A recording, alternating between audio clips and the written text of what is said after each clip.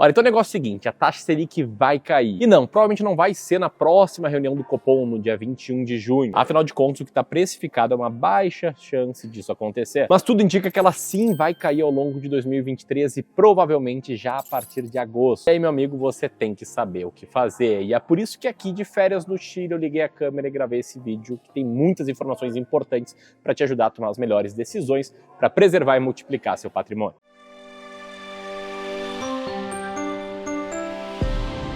E aqui o ponto é o seguinte, tá? Você precisa tomar muito cuidado para não cometer aquele que é o principal erro, a principal cagada que a maioria dos investidores acabam cometendo em momentos com taxa Selic mais alta, seja ela prestes a cair ou não. E para que você entenda qual é esse principal erro, essa principal cagada, é importante entender um pouco da nossa história recente com os últimos ciclos de alta e queda da taxa Selic. Então, contexto rápido, tá? Quando eu comecei o Clube do Valor, a taxa Selic estava lá no céu, estava em 14,25% ao ano, quando a presidente da República era a presidente Dilma. Naquela época, pressionado pela alta inflação resultante do fracasso da nova matriz econômica, o governo teve que subir a Selic várias e várias vezes até chegar ao patamar de 14,25% ao ano. E chegando lá, ela ficou bastante tempo lá em cima. Foi somente em outono de 2016 que ela começou a cair. Primeiro, uma queda leve de 0,25% e depois uma série de quedas que foi levando ela para baixo e cada vez mais para baixo. Aí trocaram presidentes, entrou o Temer, depois o Bolsonaro, a taxa Selic seguiu caindo, veio a pandemia e a atividade econômica de início claramente sofreu um baque, o que fez com que o Banco Central baixasse ainda mais a taxa Selic. Foi baixando, até que em agosto de 2020, quem me acompanhava aqui nessa época, comenta aí, ela chegou ao piso, 2% ao ano. Era o Brasil ali com taxa de juros de país desenvolvido. Bom, e qual o ponto aqui, tá? Em todo esse longo e forte período de queda da taxa de juros, a maioria dos investidores da Bolsa que investe hoje entrou na Bolsa. A gente viu a quantidade de investidores ativos na B3 subir um monte, ano após ano.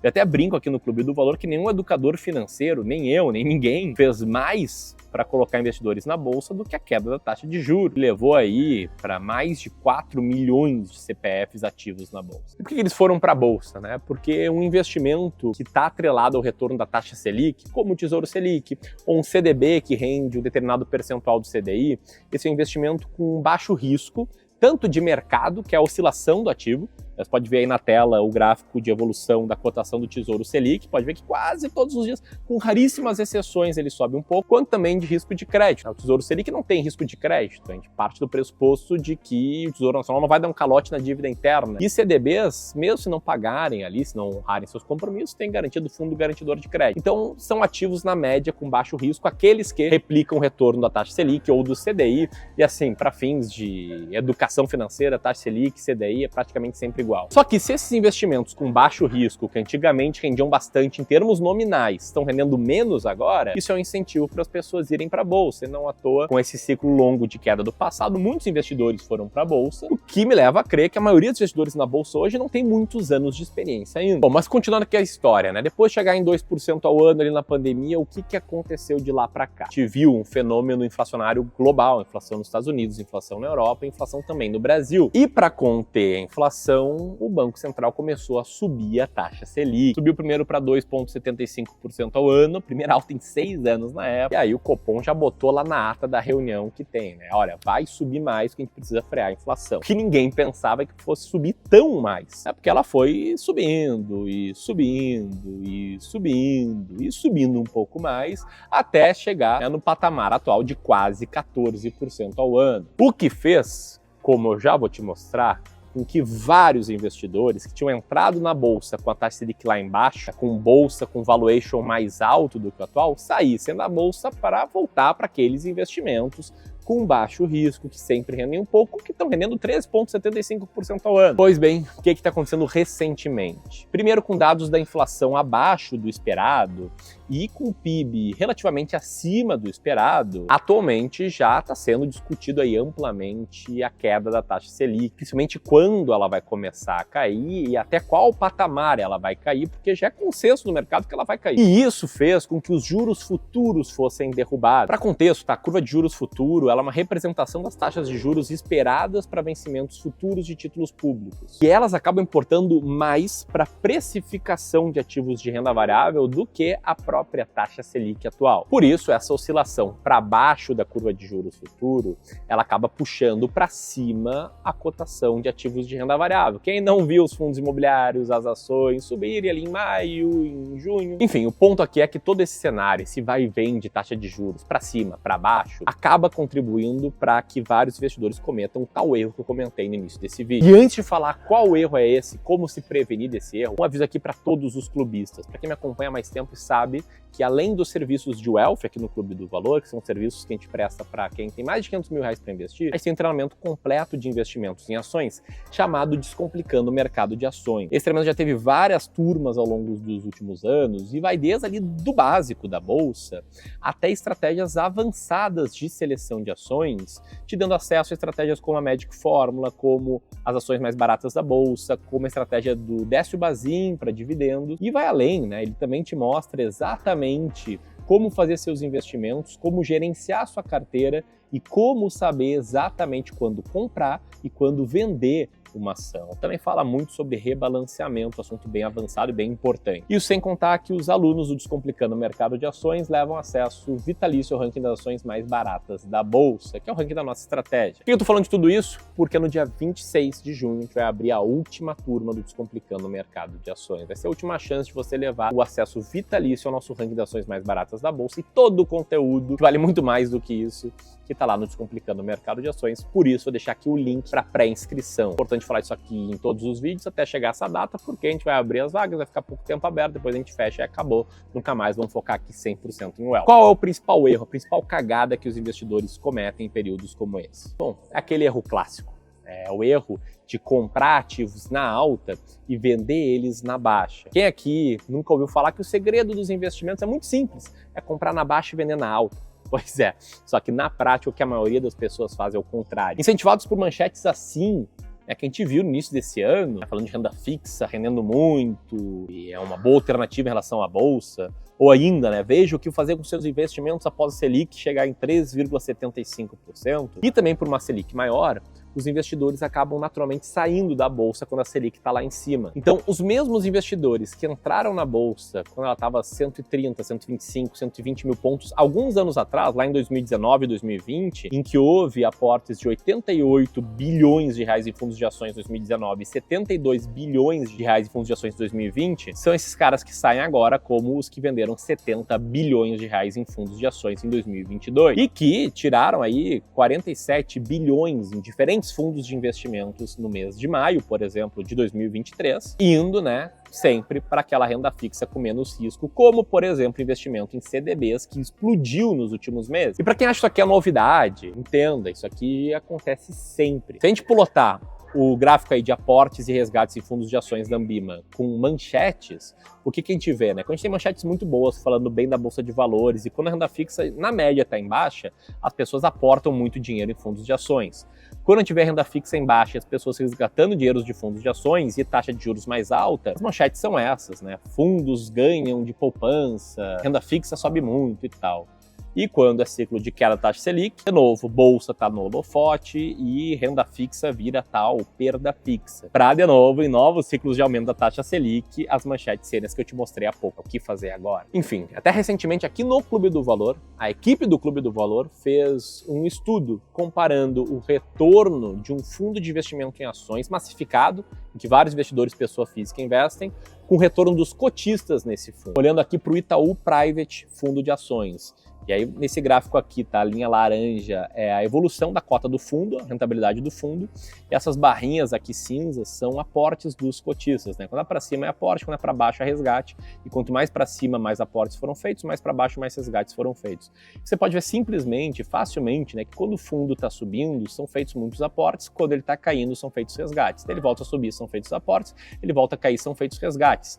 E isso faz com que esse fundo, mesmo tendo rendido 9,8% ao ano, tenha feito seus cotistas, seus investidores, virem um retorno de apenas 0,4% ao ano. Ou seja, esse cara, na média, ele nem ganhou dinheiro, o cara que investiu nesse tipo de fundo. E aí, para que você entenda, as origens desse principal erro, é muito importante você entender o que tende a acontecer É óbvio, né? O futuro ele não é claro, o espelho, o retrovisor é muito mais claro que o para-brisa, mas é importante você entender o que tende a acontecer quando a taxa Selic e a curva de juros futuro também caem. Para que você entenda isso, é importante entender esse gráfico, que mostra a correlação da taxa Selic com o retorno dos próximos 36 meses do IBRX. E você pode ver que o retorno potencial futuro da renda variável, ele tende a crescer quando a taxa Selic está mais alta. Pode ver que os maiores retornos em 36 meses da Bolsa foram quando a taxa Selic estava em patamares mais elevados, acima aqui dessa parte do gráfico da direita. É claro, o que tende por quê? Porque teve períodos do passado em que a Bolsa rendeu pouco mesmo, depois de uma taxa Selic acima de 15%. Mas na média, pode ver que o retorno da Bolsa ele vai crescendo. O mesmo vale para a estratégia das ações mais baratas da Bolsa. Ou seja, a taxa Selic ela acaba sendo tipo um balizador do retorno futuro de vários ativos que possuem risco de curto prazo. Essa correlação também existe, por exemplo, com ativos de renda fixa pré-fixada, que é uma das classes de ativos que a gente investe aqui no Clube do Valor. E você pode ver que, geralmente, quando a inflação IPCA dos últimos 12 meses cai, esse tipo de ativo tende a render mais. E o IPCA cai porque a taxa de Selic está lá em cima, né? Ela é elevada para conter a inflação. Ou seja, no momento em que os juros sobem, na média, o valuation de tudo de renda variável, de tudo que oscila no curto prazo, fica menos atrativo. O preço por lucro de ações brasileiras cai, o PVPA de fundos imobiliários cai, retornos de renda fixa pré-fixada atrelada à inflação sobem, né, o cupom, enquanto o preço desses ativos cai no curto prazo. E quando a reversão disso, e quando a taxa Selic e a curva de juros futuro cai, acontece o oposto. Nisso você pode pensar, poxa, Ramiro, mas a bolsa já não subiu? Ela não subiu aí 11% nos últimos 6 meses, e desde o fundo ela já não subiu quase 20%. E como mostra o Braga aqui, um gestor que eu admiro bastante no Twitter, o preço do contrato da curva de juros futuro de janeiro de 31 subiu 17% desde o início do ano, enquanto a bolsa subiu 10%, ou seja, subiu até menos do que isso. Em outros períodos de queda de juros futuros, de queda da taxa Selic, a gente viu a bolsa subir muito, mas muito mais do que esse só 20% que ela subiu ponto mínimo ao ponto atual. Nisso, o maior erro é comprar o que está em hype, é comprar o que está sendo vendido como um melhor investimento. Que eu sei, tá? É o que você quer, todo mundo aqui quer encontrar o melhor investimento, só que pode ter certeza, o melhor investimento não vai ser aquele que está nas manchetes. Isso existe, na verdade, uma única forma de saber qual o melhor investimento para você é seguir a estratégia de alocação de ativos. A estratégia diz que você tem que entender a sua tolerância ao risco, os seus objetivos de retorno, onde você quer chegar, para com base nisso você desenhar uma composição de carteira ideal para você. Como, por exemplo, aqui o modelo sofisticado do Clube do Valor, né? O modelo 60-40. Aí você vai lá e, preferencialmente, né, com estratégias de seleção de ativos, monta essa carteira e, com o passar do tempo, você faz o que é chamado de rebalanceamento, que nada mais é do que pegar a carteira do jeito que ela tá. Por exemplo, digamos que aquele modelo lá, 60% ativos de renda variável, tenha ficado assim, né, bagunçado, com peso menor em ações brasileiras, menor em ações norte-americanas e maior em algumas classes de renda fixa. Aí no rebalanceamento você usa novos aportes ou também vende aqueles ativos de renda fixa que estão na alta para comprar aqueles ativos daquelas classes de ativos que estão na baixa. Com essa estratégia você sempre vai saber qual é o momento certo de comprar e não vai ter que depender da sua leitura sobre para onde vai a taxa Selic, para onde vai a curva de juros futuro, o que fazer agora. Não vai depender de leitura de manchetes, de nada disso. E o melhor, eu posso te ajudar de duas formas a investir assim. A primeira é com os serviços de wealth do Clube do Valor, em que a gente faz isso para os nossos investidores. A gente pega investidores com mais de 500 mil para investir no longo prazo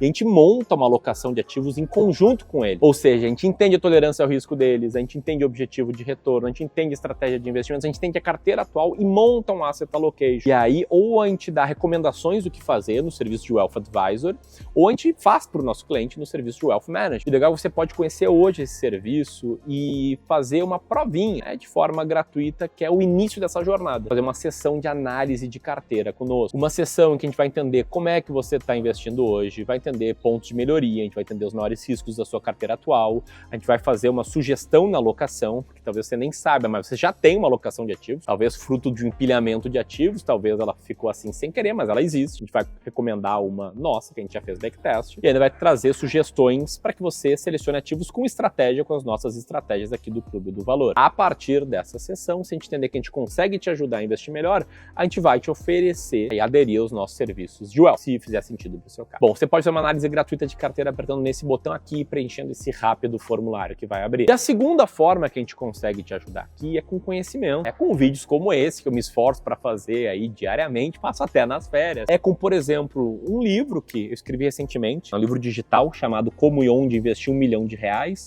em que eu falo muito justamente sobre a estratégia de alocação de ativos e sobre como escolher uma alocação de ativos ideal para ti. Você também pode baixar, vou deixar também o link aqui na descrição, no comentário fixado. E dessas duas formas eu tenho certeza que eu consigo aí te ajudar a tomar decisões melhores. Então o que eu vou fazer? Tá? Vou pedir teus comentários, dizer o que você achou, o que você está achando desse mercado atual. E se você quiser baixar aí o nosso e-book explicando a estratégia que a gente segue, vou deixar aqui o link. E se você quiser seguir no YouTube e ter um vídeo mais completo sobre como montar uma carteira de investimentos, eu vou deixar o link aqui também. Grande abraço e até a próxima.